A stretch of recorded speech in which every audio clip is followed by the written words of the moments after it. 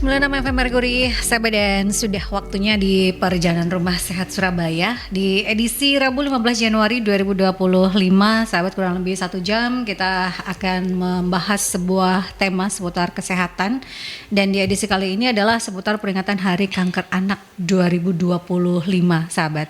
Dan Perjalanan Rumah Sehat Surabaya ini merupakan hasil kerjasama dengan Ikatan Dokter Indonesia Cabang Kota Surabaya, menghadirkan para pakar, para ahli untuk bisa memberikan kita edukasi dan informasi seputar kesehatan. Dan Anda bisa stay tune di perbincangan Rumah Sehat Surabaya ini, baik itu melalui aplikasi On Ears ataupun juga di websitenya Merkuri di www.merkurifm.id. Di website selain audio, Anda juga bisa menyaksikan secara visual di visual radio, sahabat. Anda juga bisa sharing, bertanya ataupun juga berkonsultasi bersama dengan narasumber di line telepon 5620096 atau di WhatsApp call dan juga WhatsApp Messengers di 08173096, sahabat. Di tema peringatan Hari Kanker Anak 2025 ya, sahabat. Ini sudah hadir Dr. Adwina Nurlita Kusuma Wardani, Magister Kedokteran Klinis Spesialis Anak, untuk memberikan kita edukasi dan informasi seputar peringatan Hari Kanker Anak 2025. Apa kabar, Dok? Alhamdulillah, kabar baik, Mbak Yanti. Terima kasih sudah hadir di Perbincangan Rumah Sehat, karena kita pengen mengedukasi masyarakat terkait dengan awareness Hari Kanker Anak ini. Karena kalau kita bicara kanker itu kan sesuatu hal yang menakutkan ya, Dok ya. Aduh, akhir dunia, orang abang berpikirnya seperti itu gitu ya. Nah, kalau kita bicara tentang Hari Kanker Anak 2025 itu tepatnya diperingati kapan, Dok? Iya, terima kasih ya Mbak Yanti. Wah, nih selamat pagi ya, menjelang siang ya, sahabat Merkuri. Iya. Jadi Hari Kanker Anak Sedunia atau International Childhood Cancer Day itu diperingati setiap tahunnya tanggal 15 Februari. Nah, tapi di Indonesia peringatan ini sering kali dilakukan lebih awal untuk menyebarkan kesadaran ya atau awareness di kalangan masyarakat kayak kita saat ini. Oke, jadi memang tepatnya di 15 Februari, tapi jauh sebelum itu awareness terus dibangun ya, Dok ya. Karena kita ketahui anak-anak ini kan generasi penerus. Jadi kalau ada hambatan kesehatan itu kan juga jadi hambatan keberlanjutan sebuah generasi, sahabat. Nah, kalau kita bicara tentang peringatan Hari Kanker, apa sih yang melatar belakangi diperingati ataupun juga tujuan di 15 Februari 2025 sebagai Hari Kanker Anak sedunia lah, kita bicarain seperti itu. Apa, Dok? Jadi peringatan Hari Kanker ini bertujuan untuk utamanya meningkatkan kesadaran ya, kesadaran masyarakat tentang kanker pada anak-anak gitu ya. Jadi kanker itu tidak hanya diderita orang dewasa, tetapi anak juga bisa terkena kanker, dan hal itu masih jarang dibicarakan di kalangan anak-anak. Nah, selain itu juga tujuannya juga tentunya memberikan dukungan ya kepada anak-anak kita penyandang kanker dan keluarganya, juga serta mengedukasi orang tua ataupun masyarakat ya mengenai pentingnya deteksi dini kanker anak itu sendiri. Nah, kalau kita bicara kanker anak, yang paling banyak itu diderita kanker apa, Dok? Di Dr. Sutomo sebagai tempat Dr. Adwina ini praktek, paling banyak kanker anak itu apa jenisnya, Dok? Betul, jadi kanker paling banyak ya di dunia kanker anak itu juga leukemia atau kanker darah itu sendiri. Betul. Diikuti yang nomor berikutnya adalah kanker mata atau retinoblastoma. Itu sih dua besarnya. Itu penyebabnya apa, Dok? Apakah karena orang kita pasti kalau anak-anak, apakah ini karena makanan ya, atau karena pengawet kah, atau apa sih penyebab dari kanker ini sehingga kalau orang dewasa mungkin ya banyak terpapar polusi dan lain sebagainya, tapi kalau anak-anak apa yang jadi penyebab utamanya, Dok? Kalau pada anak-anak nih sebenarnya belum sepenuhnya diketahui ya, karena betul-betul multifaktorial. Jadi banyak faktor yang berperan. Ada faktor dari tubuh anak sendiri dan ada faktor dari luar atau dari lingkungannya. Kalau faktor dari dalam tubuh anak sendiri ya mungkin dari tingkat molekuler ya yang nggak kelihatan ya, tingkat sel, kelainan dari sel yang mungkin sudah ada sejak proses pembentukan awalnya. Jadi sejak dalam kandungan yang kita tidak pernah tahu. Nah, lalu akan dipicu oleh faktor dari luar. Nah, faktor-faktor dari luar itu paling sering karena infeksi virus begitu. Nah, infeksi virusnya ini juga ya tidak semua virus ya, infeksi virus tertentu yang sudah ada buktinya, misalnya limfoma atau kanker kelenjar getah bening itu dikaitkan dengan infeksi virus sebelumnya.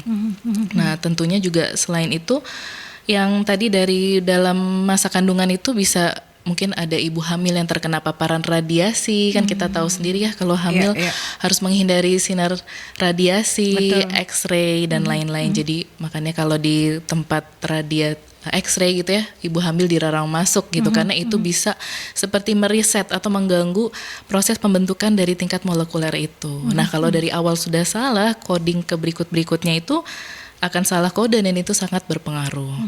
Terus faktor-faktor lainnya juga mungkin paparan zat kimia, pestisida, dekat pabrik, begitu.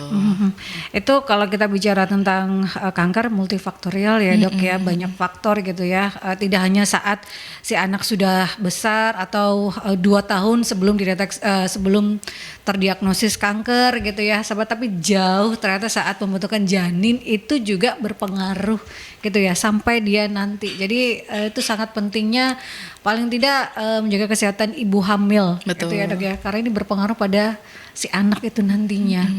Jadi penyebabnya ya belum tahu. Tapi kalau kita bicara tentang gejala awal pada kanker anak, karena kan kalau biasanya orang kita harus ada gejala dulu baru kita ke fasilitas kesehatan. Gejala yang khas pada kanker anak ini apa saja dok? Apakah ada, kalau penurunan berat badan mungkin itu ada beberapa faktor lainnya, tapi apa saja gejala yang khas dari kanker pada anak dok? Kita cerita dulu ya tentang kanker anak. Jadi kanker anak tuh Mbak Yanti kita bagi menjadi kedua kelompok besar. Jadi ada kanker darah dan tumor padat. Jadi kalau kanker darah itu kan mengenai darah ya, kalau kanker padat itu ya solid tumor mengenai beberapa organ tertentu. Nah, kanker darah itu kan problemnya ada gangguan ya, ada sel kanker yang akan mengganggu proses pembentukan darah di sumsum tulang. Sumsum tulang nih tulang pabriknya sel darah merah, sel darah putih dan juga keping darah atau trombosit ya kita tahu ya. Jadi gejala-gejalanya ya terkait dengan tiga produksi itu tadi. Jadi 3 gejala khasnya yaitu kalau menekan sel darah merah anak akan menjadi pucat. Nah, selain pucat juga karena kanker mengganggu fungsi pembentukan trombosit atau keping darah tadi. Jadi kan keping darah kita tahu untuk mengatasi perdarahan ya. Jadi manifestasi gejalanya bisa perdarahan. Perdarahannya perdarahan spontan, bisa terjadi di kulit, mimisan, perdarahan gusi, bahkan di mata dan lainnya. Terus kalau selain itu juga ada fungsi sel darah putih jika tertekan. Kan fungsi sel darah putih itu untuk melawan bakteri ya, untuk kekebalan tubuh kita. Nah, jika ada sel kanker, fungsi sel darah putih itu terganggu, jadi pasien akan mudah terkena infeksi. Jadi gejalanya adalah demam dengan daya tahan tubuh yang menurun. Jadi 3 gejala yang khas untuk kanker darah yang paling sering yaitu pucat, demam dan perdarahan. Itu jadi untuk kanker darah. Nah, untuk yang solid apakah ada perbedaan yang berarti dok untuk gejalanya atau seperti apa kalau kita bicara tentang pada anak ya? Iya, kalau solid tumor ya tentunya sesuai sama organ yang mengenai ya. Bisa dari ujung kepala sampai ujung kaki. Kalau dari kepala mungkin yang paling sering juga ada tumor otak. Nah, tumor otak itu gejalanya pada anak tuh ya tidak terlalu spesifik ya Mbak. Kalau tumor otak bisa nyeri kepala, ya betul ya, pusing, nyeri kepala yang berat, terus mungkin ada gejala peningkatan tekanan dalam kepala seperti muntah, terus kejang mungkin hingga kelainan saraf. Misalnya anggota tubuh sisi kanan atau kiri ada yang lemah sebagian atau juga ada gangguan perilaku dan macam-macam. Nah, setelah dari tumor otak ya, ada juga tumor mata atau retinoblastoma yang lebih kita kenal. Itu tumor kedua tersering pada anak. Retinoblastoma nih gejala paling awal sekali. Itu kadang bisa hanya mata merah. mata juling ya Bapak Ibu, dan itu ada juga gejala yang khas yaitu seperti mata kucing. Jadi kalau ada lampu atau blitz gitu ya, kalau kena cahaya matanya jadi putih.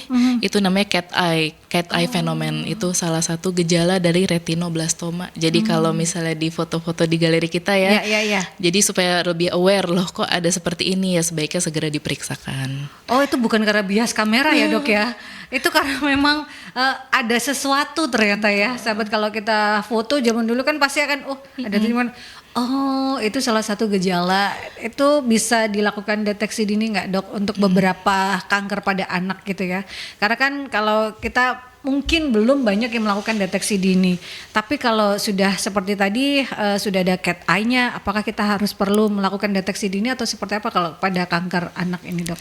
Boleh, seminimal mungkin gejala yang ada itu diperiksakan ke dokter karena usia anak, jadi ke dokter spesialis anak ya. Intinya kita lebih baik itu berpikiran kayak overdiagnosis daripada nanti terlambat ketahuannya. Jadi sesedikit mungkin ada gejala yang ditimbulkan, ya segera periksa begitu. Nanti dokter spesialis anaknya akan menentukan berikutnya apakah kecurigaannya ke arah kanker. Jika ya mungkin akan dirujuk ke fasilitas kesehatan yang lebih lengkap. Dan itu terjadi dulu ya, sahabat sepupu saya itu kena tumor otak Dok. Dan itu gejalanya adalah tiap kali jalan pasti tiba-tiba jatuh. Nah itu kan berarti kena sarafnya ya Dok ya? Keseimbangannya ya. Iya. Oh jadi memang langsung pada saat itu langsung ke dokter syaraf, dan dokter syaraf menyarankan untuk langsung dilakukan MRI. Itu akan harus sekecil gejala apapun ya sahabat, kok anak tidak seperti biasanya. Benar. Itu sudah mulai harus aware para orang tua untuk melakukan pemeriksaan lebih lanjut, karena kalau kita bicara tentang kanker pada anak penyebab utamanya belum diketahui, multifaktorial sahabat. Itu beberapa gejala yang harusnya sudah menjadi awareness bagi para orang tua. Nah untuk kondisi kanker sendiri di Indonesia seperti apa untuk kanker anak Dok? Apakah setiap tahunnya ini angkanya peningkatannya luar biasa atau seperti apa Dok? Atau malah semakin muda anak-anak yang terkena kanker ini Dok? Oke, jadi kalau kanker anak, kalau dilihat dari angka kejadian dari total kanker anak sama dewasa, kanker anak tuh memang hanya 5%. Hanya 5% dari keseluruhan angka kejadian kanker jika digabungkan antara anak sama dewasa. Kalau dilihat dari angkanya sepertinya kecil ya, 5% ya, tapi yang kita pikirkan adalah bagaimana dampaknya kalau itu adalah salah satu anggota keluarga kita ya. Terus apalagi itu masih kelompok usia anak ya yang menderita sakit kanker, betul. Nah, jadi dan itu angka kejadian itu meningkat dari tahun ke tahunnya.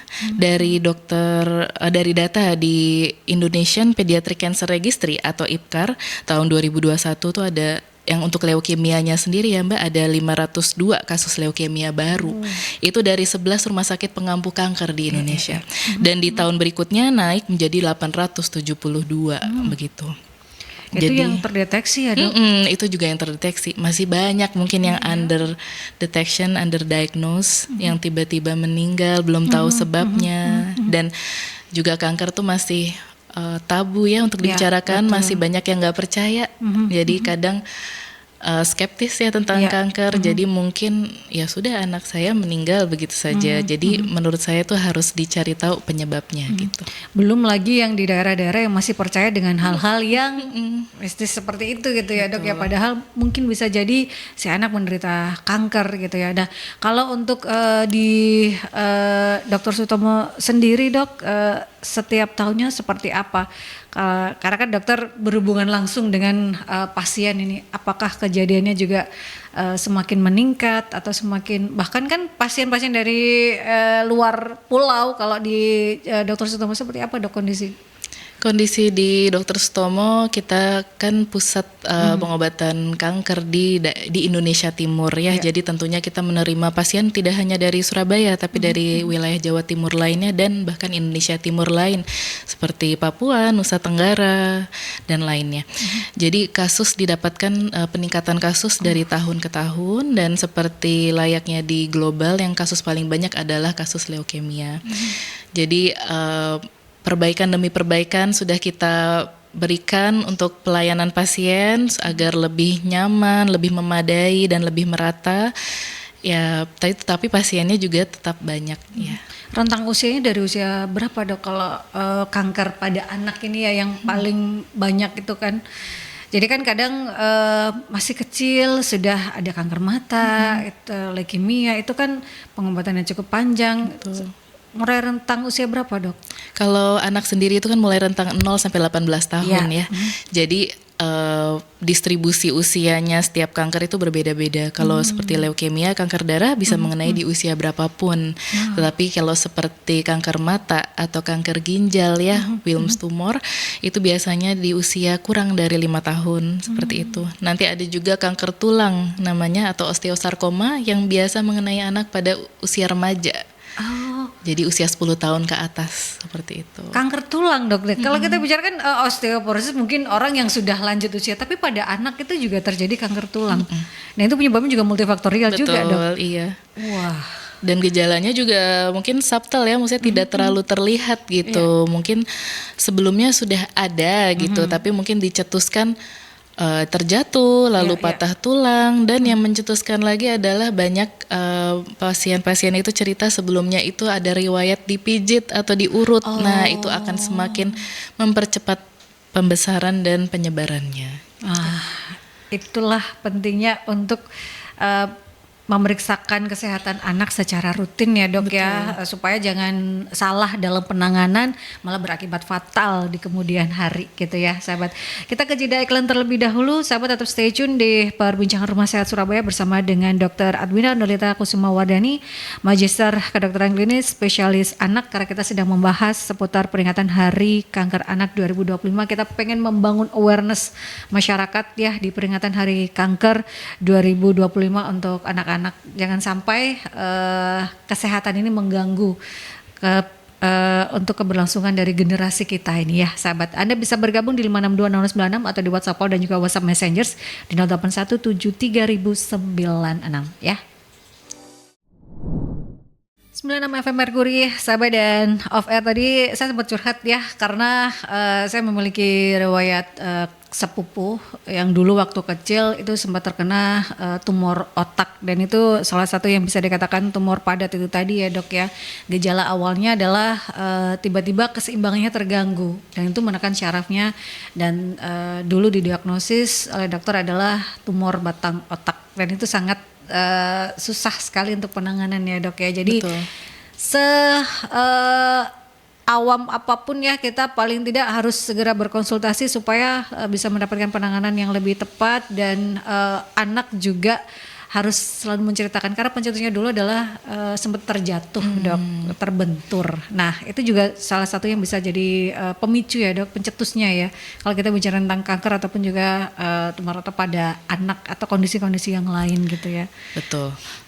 Nah ini ada pertanyaan sudah masuk dari Ibu Ayu. Keluarga itu support system yang luar biasa dengan keadaan kanker. Nah bagaimana caranya untuk bisa berperan jika ada keluarga besar yang punya anak dengan kondisi kanker ini dok, supaya tidak sok tahu tapi bisa berperan paling tidak untuk memberikan support pada keluarga. Seperti apa ya dok sarannya? Nah ini pertanyaan bagus banget ya. Kita tadi barusan ngobrolin juga tentang support system. Karena support system keluarga tuh yang paling penting, terutama dari keluarga inti. Nah keluarga-keluarga lain yang sudah saling mengetahui sakitnya, misalnya saudaranya atau keponakannya, begitu ya. Caranya mensupport ya tentunya intinya jangan pernah menjudging gitu ya, menjudge orang tua atau orang tua dari pasien itu, jangan menyalahkan salah satu pihak. Jadi kita fokus untuk maju ke depan.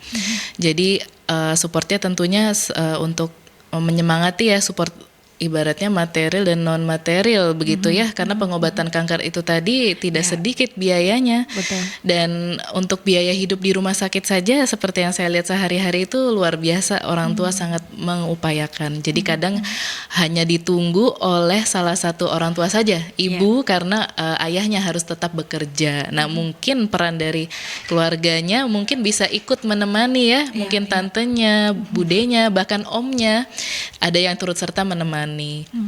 Sekedar menemani anaknya, pasien itu ya saat menjalani kemoterapi, atau mungkin mengirim makanan, atau membantu mengambilkan obat ya di farmasi, itu just sangat-sangat membantu. Support secara kehadiran gitu ya, sahabat, secara psikologis juga, tidak menjudging atau apapun, tapi kehadiran dari keluarga besar ini sangat berarti gitu ya. Karena kan kadang anak kalau sakit itu tidak mau ditinggal, sedangkan yang menjaga hanya satu orang gitu ya. Ibunya mau kebelet pipis itu juga bingung gitu. Betul, nemenin bermain juga ya Mbak Yanti, jadi supaya nggak bosan selama during kemoterapi di rumah sakit. Karena ya itu tadi, anak yang terkena kanker kan juga mengganggu kestabilan keluarga juga ya. Maksudnya kita membayangkan seorang anak itu masih panjang masa depannya. Kita harapkan dia masih bisa sekolah, masih bisa melanjutkan tumbuh kembangnya dengan baik. Jadi kalau misalnya sejak usia anak menderita sakit kanker itu merupakan ya salah satu dampak psikologis yang berat untuk selain anak itu sendiri dan juga untuk orang tua dan keluarga besarnya. Karena kan orang tua pasti punya mimpi untuk anaknya bisa sekolah setinggi apa gitu ya, saat boom ada berita anaknya terkena kanker itu kan pasti seperti dunianya berubah gitu ya, Dok. Nah, ini pertanyaan lagi dari Pak atau Mas Bayu. Dok, bisa dijelaskan apa penyebab leukemia pada anak maupun orang dewasa ya, Dok ya? Nah, penyebab leukemia ini seperti yang kita obrolkan tadi ya di awal ya. Jadi memang penyebabnya itu belum sepenuhnya diketahui karena memang penyebabnya tuh banyak faktor. Namun beberapa faktor itu tadi seperti genetik atau perubahan molekuler atau proses pembentukan awal itu memang bisa memengaruhi resiko terjadinya kanker. Nah, meskipun faktor genetik itu tadi berperan, tapi sebagian besar kasus kanker itu bukan disebabkan oleh faktor genetik langsung. Jadi yang disebabkan faktor genetik itu salah satunya ya hanya retinoblastoma begitu. Nah, kalau kita bicara tentang pengobatan, tadi sempat disinggung oleh Dr. Adwina, pengobatan tata laksana atau terapi yang sekarang ini dengan perkembangan yang ada, apakah ada perbedaan dengan pengobatan kanker pada anak dan juga kanker pada dewasa, Dok? Ya, pengobatan kanker pada anak itu memang ya berdampak ya pada pertumbuhan dan perkembangan, tapi pada prinsipnya pengobatan kanker itu melibatkan kombinasi dari operasi, kemoterapi dan juga radiasi. Dan yang baru-baru ini berkembang yaitu terapi targeted terapi. Jadi terapi molekuler gitu atau target terhadap sel kanker itu sendiri. Jadi masing-masing kanker berbeda diagnosis, juga berbeda terapinya gitu. Seperti kalau leukemia, modalitas kita di Indonesia ya baru kemoterapi ya. Kalau misalnya di beberapa center yang lebih maju bisa cangkok sumsum tulang atau hematopoietic stem cell treatment. Kalau misalnya kanker ginjal atau kanker mata itu kombinasi antara operasi, kemoterapi dan ada beberapa yang membutuhkan radiasi seperti itu. Jadi masing-masing kanker berbeda terapinya, betul. Memang bergantung dari kondisi juga dari si pasien itu seperti apa gitu ya, Dok ya, dan juga jenis kankernya itu apa gitu ya. Dan juga stadiumnya ya Mbak Yanti tentunya. Juga itu menjadi pertimbangan gitu ya, Dok ya.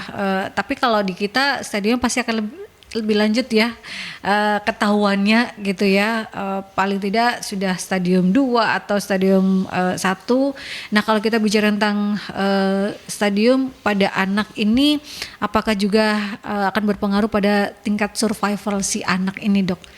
Betul, tentunya semakin cepat seorang anak tersebut ditemukan, semakin awal gejalanya. Jadi ya juga mudah-mudahan insya Allah kemungkinan sembuhnya lebih baik dibandingkan kanker yang sudah stadiumnya lebih lanjut, bahkan menyebar dari organ asalnya seperti itu. Jadi karena kanker itu berjalan ya, jadi berjalan bisa melalui pembuluh darah seperti itu. Jadi gejalanya juga selain yang tadi pucat, demam dan perdarahan, juga menyebabkan nyeri tulang. Nah, kalau ngomongin persebaran, jadi makanya kalau anak-anak dengan kanker itu biasanya nyeri, rewel, jadi nggak bisa dijelaskan. Semua, betul, sakit seluruh badannya karena bisa sampai ke tulang mengikuti aliran darah itu.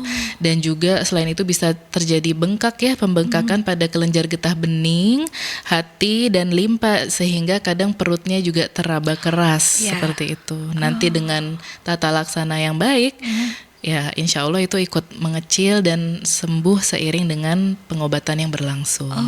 Sesakit itu ya untuk anak-anak Makanya dari itu kita pengen membangun awareness, jangan sampai anak-anak merasakan hal tersebut ya. Beruntungnya di Februari 2025 ada medical check up gratis dari pemerintah. Apakah itu juga, kalau menurut Dr. Adwina, itu sangat membantu untuk melakukan deteksi dini terutama pada anak-anak yang memiliki resiko, Dok? Seperti apa, Dok?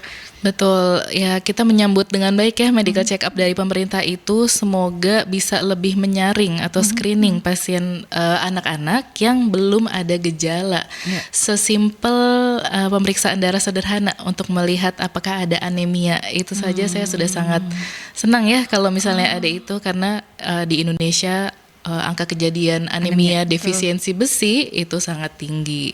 Jadi dengan adanya medical check up itu, semoga ada pemeriksaan darahnya juga ya, itu sangat ya saya sangat menyambut baik itu. Oh, itu bisa dimanfaatkan ya, sahabat. Nah, ini ada pertanyaan lagi dari Ibu Ana. Berapa persen tingkat kesembuhan untuk pasien leukemia, Dok? Dan apa saja pantangan makanan untuk para penderita leukemia?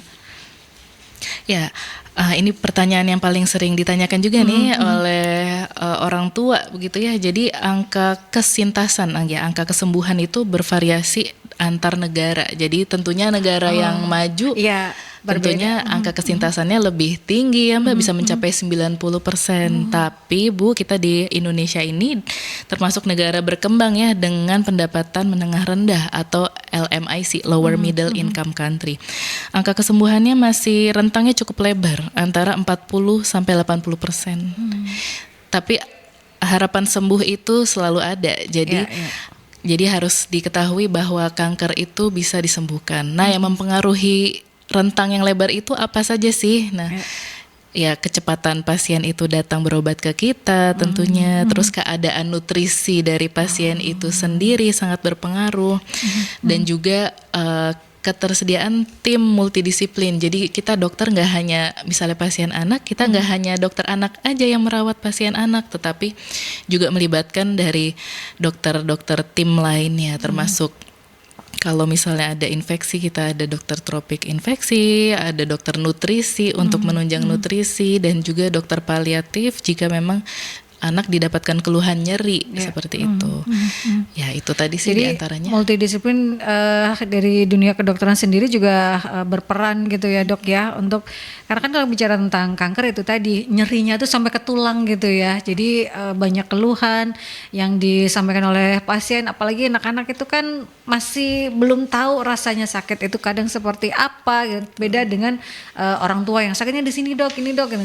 Tapi kalau untuk anak kan pengennya seperti ini tapi nggak enak. Nah, itu juga butuh multidisiplin dari dunia kedokteran yang lainnya gitu ya, sahabat. Nah, kalau untuk deteksi dini tadi kita menyambut baik program dari pemerintah. Seberapa penting melakukan deteksi dini secara umum bisa dilakukan, dan apakah itu nantinya bisa paling tidak mencegah kegawatan atau komplikasi pada anak, Dok?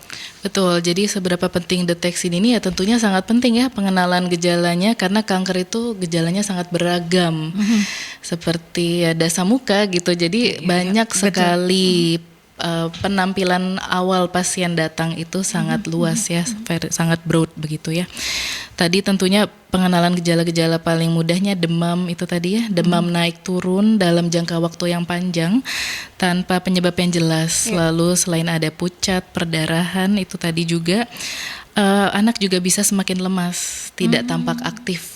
Jadi malas bermain gitu misalnya, dan karena nyeri yang ditimbulkan itu sendiri, nyerinya bisa di nyeri kepala, nyeri tulang, nyeri sendi, dan bagian tubuh lainnya. Jadi anak awalnya mau jalan tiba-tiba nggak mau berjalan. Nah itu bisa salah satu gejala dari kanker juga. Dan tentunya tadi ada gejala benjolan juga ya, jika ada benjolan tubuh baik di leher ataupun tubuh lain yang semakin bertambah baik jumlahnya maupun ukurannya. Misalnya awalnya itu sekecil kacang, Dok. Lalu nanti 3 bulan lagi sudah sebesar telur ayam lah. Seperti itu kan ada progresivitas gejala yang bertambah ya, bertambah cepat, apalagi kalau bertambah banyak seperti itu. Itu tadi sih. Nah, semakin cepat gejala-gejala itu dikenali, semakin cepat dia dirujuk, semakin cepat terdiagnosis, sehingga ya penanganannya cepat dan tepat itu tadi. Nah, secepat penanganan itu yang gejala apapun gitu ya yang dirasakan bisa langsung ke fasilitas kesehatan. Nah, kalau kita bicara tentang harapan hidup bagi para penderita kanker untuk sekarang ini seperti apa, Dok? Dengan pengobatan yang sudah ada sekarang ini seperti apa untuk anak-anak? Karena kan ini nantinya kan akan terus bertumbuh kan ya untuk anak-anak, seperti apa, Dok? Untuk harapan hidupnya bagi anak penderita kanker ini. Harapan itu selalu ada ya, Mbak Yanti. Jadi kita selalu mengupayakan yang terbaik yang bisa kita lakukan untuk pasien. Jadi harapan setinggi 70-80% angka kesembuhan itu pasti ada. Tapi kita tim dokter juga membutuhkan kerjasama yang baik dengan pasien. Jadi saat diminta kontrol, datang kontrol. Saat harus minum obat oral ya, jadi obat yang diminum jika pasiennya sudah pulang itu orang tua yang menjadi dokternya di rumah. Itu sangat penting untuk menjadi pengawas minum obatnya seperti itu. Karena kalau sudah lubang minum sehari itu ibaratnya ya sel kankernya bisa tumbuh lagi, bangun lagi seperti itu. Ketepatan pasien kembali datang, ketepatan minum obatnya, dan tentunya dari sisi rumah sakit juga ketersediaan obat-obatan, kesinambungannya itu harus selalu ada. Nah, ini ada pertanyaan dari Septi Indah ya, Dok, apakah anak survivor kanker itu akan ada kemungkinan terkena kanker jenis lainnya dan selalu harus kontrol hingga dewasa nanti? Ya, terima kasih nih Mbak Septi, pertanyaannya bagus. Jadi kanker yang terjadi di masa anak, semua orang penderita kanker ini jika sembuh itu namanya remisi ya. Jadi istilahnya namanya remisi. Jadi pasien sudah menyelesaikan begitu pengobatannya, tetapi masih tetap ada kemungkinan kambuh. Jadi tetap harus kontrol rutin sesuai dengan anjuran dokter. Kontrol itu dokter itu harus melihat sendiri ya pasiennya. Jadi pasien nggak bisa ini hanya menyerahkan hasil lab aja tanpa pasien datang seperti itu. Kita harus memeriksa langsung. Kalau sebelumnya ada benjolan di leher, nah kita harus raba. Masih ada nggak benjolan yang teraba? Misalnya ada di perut, dulunya tumor ginjal, masih ada nggak tumor ginjalnya? Bekas operasinya seperti apa? Mungkin kita memerlukan pemeriksaan imaging lainnya seperti USG atau yang lainnya. Atau mungkin CT scan evaluasi, nah tumor tulang juga ujung-ujung yang dioperasi itu seperti apa. Kalau kemungkinan untuk berubah jenis kanker itu juga masih tetap ada, itu namanya yaitu tadi secondary malignancy. Jadi pola hidupnya harus selalu dijaga. Jadi pesan kita nih sepertinya simpel ya, tapi sangat sulit diterapkan buat keluarga pasien gitu kan. Realitanya tuh sulit. Apalagi namanya anak-anak ya Mbak, pengen ini, pengen itu. Sama kayak teman yang lain. Iya, yang gitu kekinian seperti itu. Jadi benar-benar orang tuanya harus makan yang buat sendiri gitu, yang real food ibaratnya. Ya jangan yang beli dan instan seperti itu. Jadi kita selalu bilang bikin sendiri ya, Dok, boleh nggak mie instan? Boleh, tapi bikin sendiri gitu, seperti itu. Ya harus lebih repot lagi gitu ya, 2 kali lipat. Tapi kan ini demi kesehatan si anak gitu ya, merubah pola hidup tidak hanya anak tapi juga orang tua gitu ya Dok ya. Orang tuanya tetap makan itu, tapi kan anak, kok aku nggak boleh, orang tua boleh. Nah, berarti harus keluarga ya. Ya, sekeluarga harus merubah polanya supaya anak ini juga melihat, oh orang tuanya juga sama kok. Nah itu juga akan jadi motivasi gitu ya sahabat. Nah kalau kita bicara tentang keluarga Dok, dokter kan yang selalu berhadapan dengan keluarga pasien saat menyampaikan si anak ini menderita kanker, itu apa yang harus dipersiapkan oleh dokter? Karena kan kalau saya pribadi ya, tadi kita sempat ngobrol berkaitan dengan hal tersebut gitu ya. Saya tuh sudah melo terlebih dahulu. Ini kan dokter menghadapi yang, apalagi dokter Sutomo gitu ya, sahabat, banyak sekali pasien kanker anak gitu yang tiap hari itu harus disampaikan kabar yang tidak enak ini Dok. Seperti apa Dok cara penyampaian dokter? Apalagi sama-sama orang tua, sama-sama ibu gitu ya Dok. Seperti apa Dok setiap harinya dokter menghadapi kondisi ini? Iya, ini yang saya temui setiap hari ya, bahkan mungkin baru kemarin dan hari ini nanti siang yang mungkin akan saya sampaikan gitu ya ke keluarga. Ya tentunya kita harus memposisikan ya seperti keluarga pasien ya, seandainya kita yang menjadi keluarga pasien itu. Jadi pertama harus siap dulu ya kitanya, terus lalu kita panggil keluarganya, berkomunikasi, karena yang utama komunikasi dengan orang tua. Jadi saya selalu minta ayah dan ibunya datang. Kalau misalnya pasiennya sudah dewasa, tentunya saya memberitahu orang tuanya dulu, jangan langsung di depan anaknya, karena penerimaan orang tua dan anak mungkin bisa berbeda, betul. Jadi disampaikan apa adanya, semuanya, keadaannya saat ini seperti apa, dan apa yang bisa terjadi ke depannya, lalu apa yang akan kita lakukan ke depannya. Tentunya orang tua harus betul-betul memahami dulu ya, kita harus masuk dengan bahasa awam dan pelan masuk sehingga orang tua itu betul-betul mengerti dan ikhlas dengan kondisi anaknya. Kalau misalnya orang tua sudah mengerti betul, insya Allah nanti dia lebih kooperatif dengan kitanya. Maksudnya saat kontrol datang tepat waktu, tidak menunda-nunda seperti itu. Jadi kerjasama yang baik antara dokter dan keluarga pasien ya, itu sangat dibutuhkan. Itu tadi. Pengobatan kanker ini kan cukup panjang dan kita bisa katakan melelahkan gitu ya dok ya. Mungkin anak juga mengalami up and down, orang tua pun up and down. Nah, saat disampaikan bahwa ini harus menjalankan pengobatan yang sedemikian ini, pasti kan ada bagaimana dengan harapannya? Pasti itu yang akan ditanyakan terlebih dahulu oleh para orang tua gitu ya. Apa yang disampaikan dokter berkaitan dengan hal tersebut, pertanyaan dari keluarga pasien itu dok? Iya, tentunya kalau keluarga pasien menanyakan harapan ya kita harus berbicara realita ya, berbicara evidence dan penelitian yang ada saat ini, angka kesembuhan sekitar sekian persen, sehingga orang tua mengerti kedepannya itu akan menghadapi seperti apa. Kita tidak bisa memberikan ekspektasi yang terlalu tinggi kalau misalnya memang kondisinya tidak baik atau kurang baik seperti itu. Nah, jika penerimaan orang tua ataupun pasiennya kurang berkenan seperti itu, kita bisa juga minta bantuan. Nah, salah satu tim multidisiplin itu tadi juga ada, selain paliatif juga ada Departemen Ilmu Kesehatan Jiwa. Jadi kalau dikonsulkan dokter jiwa bukan berarti sakit jiwa ya Mbak, tapi untuk saling menguatkan. Kadang kan rasa gelisah itu ada, kepikiran sampai tidak bisa tidur di malam hari. Tiba-tiba anak yang tadinya sering bercerita nggak bercerita apa-apa, mutism, diem aja, dan tiba-tiba menangis sendiri seperti itu. Jadi ya hal itu yang saya temui sehari-hari. Overthinkingnya udah kemana-mana gitu ya, pikirannya udah jauh gitu. Itu yang perlu ditenangkan gitu ya. Itulah dibutuhkan dalam hal penanganan kanker, terutama pada anak ini butuh multidisiplin gitu ya dok ya, untuk menguatkan supaya, karena pengobatan cukup lama gitu ya sahabat. Nah, kita ke jeda iklan terlebih dahulu, tetap stay tune di perbincangan Rumah Sehat Surabaya karena kita sedang membahas seputar peringatan Hari Kanker Anak 2025 sahabat. 96 FM Merkuri, sahabat, masih di perbincangan seputar peringatan Hari Kanker Anak 2025 di Rumah Sehat Surabaya bersama dengan Dr. Adwina Nurlita Kusumawardani. Beliau Magister Kedokteran Klinis Spesialis Anak, sahabat. Secara off-air tadi ternyata sebegitu banyaknya kasus kanker pada anak ya sahabat. Mungkin 5% itu kalau secara keseluruhan ya itu kecil, tapi kalau melihat pasien setiap harinya itu merupakan besar sekali ya dok. Angka 5% itu bukan angka yang kecil ya sahabat, dari segala jenis kanker. Sehingga kita pengen membangun awareness supaya para orang tua ini lebih aware lagi, sekecil gejala apapun lebih baik periksakan ya putra-putri Anda supaya tidak pada kondisi yang lebih lanjut sahabat.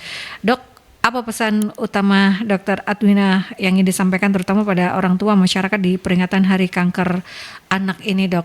Karena kita sekali lagi pengen membangun awareness, sudah ada fasilitas yang diberikan dan itu bisa dimanfaatkan. Pesan yang utama yang ingin disampaikan dok di peringatan Hari Kanker ini seperti apa dok? Ya, jadi pesan utama yang ingin saya sampaikan adalah pentingnya kesadaran dan perhatian terhadap kesehatan anak, terutama terkait dengan kanker. Jadi orang tua harus peka terhadap tanda-tanda atau gejala yang mencurigakan. Ya, dan segera konsultasi dengan dokter jika memang ada kekhawatiran. Jadi lebih baik lebih khawatir daripada ada gejala tetapi tidak segera periksa seperti itu.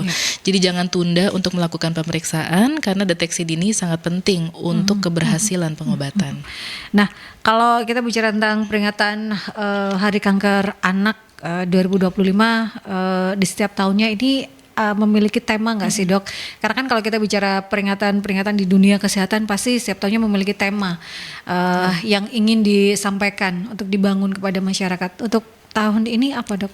Untuk tahun 2025 ini tema yang diusung itu adalah Act Now.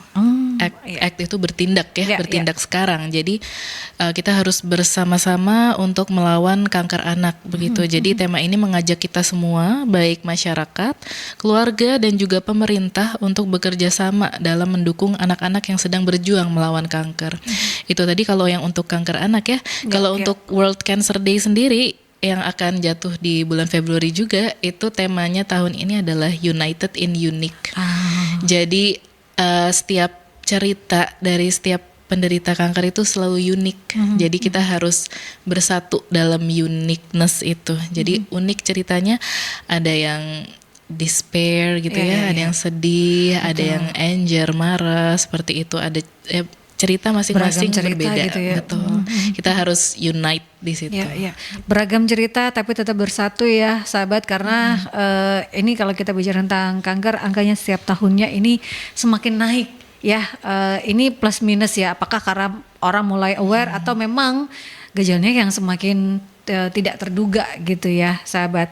Nah ini kalau bicara tentang kegiatan seperti ini adalah edukasi, membangun awareness. Kegiatan-kegiatan lain apa dok yang biasanya dilakukan di peringatan Hari Kanker Anak ini?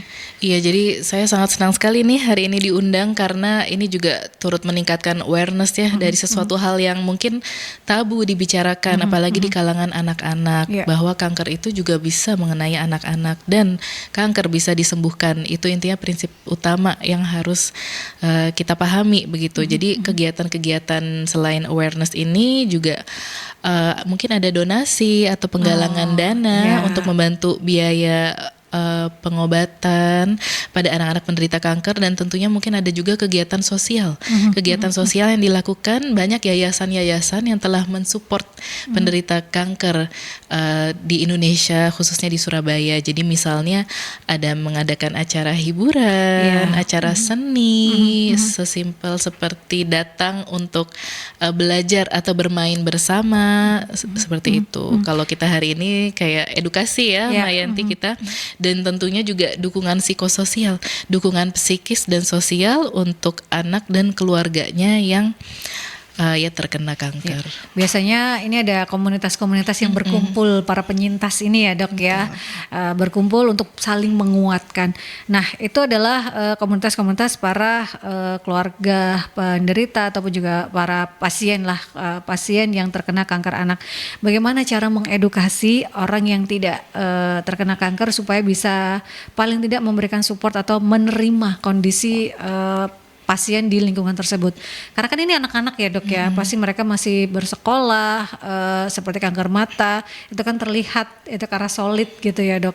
Bagaimana cara untuk mengedukasi nih para orang tua supaya memberikan pengertian pada anaknya yang memiliki teman pasien kanker? Apa yang pengen disampaikan Dokter Adwina berkaitan dengan hal tersebut? Ini kan juga mempengaruhi mental si pasien ya dok ya. Jangan sampai ini malah akan menurunkan secara psikologis, karena ini juga berhubungan dengan imunitas. Seperti apa dok? Ini kan juga sangat penting ya supaya bisa menerima paling tidak temannya yang menderita kanker ini dok. Tentunya nggak boleh membeda-bedakan ya antara keluarga dengan anak yang memiliki anak dengan kanker atau tidak gitu ya. Karena kanker ini bisa mengenai usia berapapun. Dan dari golongan sosial ekonomi manapun. Jadi di Surabaya sendiri ini saya menjumpai beberapa yang mungkin anaknya guru, anaknya artis, bahkan anaknya pengusaha. Ya itu tadi, kita nggak bisa membeda-bedakan, dan begitu kita mengetahui anaknya dengan kanker, tentunya kita harus mensupport ya, membutuhkan apa, justru harus lebih seperti attach ya, seperti dekat gitu, karena apa yang bisa kita perbuat gitu untuk anaknya dan untuk keluarganya. Paling tidak para orang tua memberikan pengertian ya untuk teman dari si pasien ini ya, bahwa nggak apa-apa selama kamu baik sama teman dan beri support saja, tanya keadaannya, itu akan paling tidak memberikan efek, oh saya diterima gitu ya sahabat. Jangan sampai malah mendown kan. Iya, dan kanker itu tidak menular kan Mbak. Jadi kanker itu tidak menular. Jangan dijauhi seperti itu. Jadi semakin kesini sepertinya semakin banyak ya penyakit yang tidak menular yang semakin banyak, dan salah satunya itu kanker. Jadi harus selalu disupport. Bahkan ada beberapa pasien saya yang mengirimkan fotonya, juara lomba menyanyi di depan gubernur atau apa, itu saya sangat menyambut baik orang tua seperti itu. Nah itu luar biasa ya, bahwa anak-anak remisi kanker ini masih bisa tetap berprestasi gitu ya dok ya. Kita menyebutnya remisi ya dok ya. Betul. Anak-anak remisi kanker ini masih bisa tetap berprestasi. Jadi keluarga yang memiliki anak dengan kondisi kanker, Anda harus tetap bersemangat gitu ya sahabat, bahwa di luaran sana banyak ternyata anak-anak yang dengan remisi.